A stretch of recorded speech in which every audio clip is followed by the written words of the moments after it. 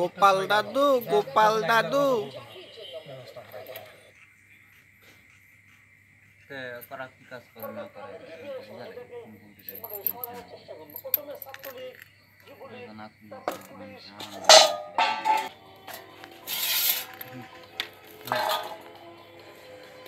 অনেক হচ্ছে গোপাল পরে খাই, পেট ভরায়, শরীরের মধ্যে এনার্জি আনি, তারপর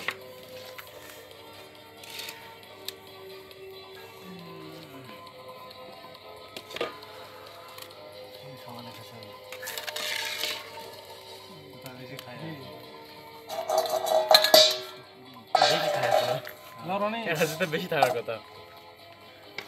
আজকে আমরা পশ্চিমবাংলার কলিং বেল দিলে বামপন্থী ছাত্র সংগঠন এআইডিএসও এআইএসএফ এবং পিএসইউ আমরা আজকে রাস্তায় নেমেছি।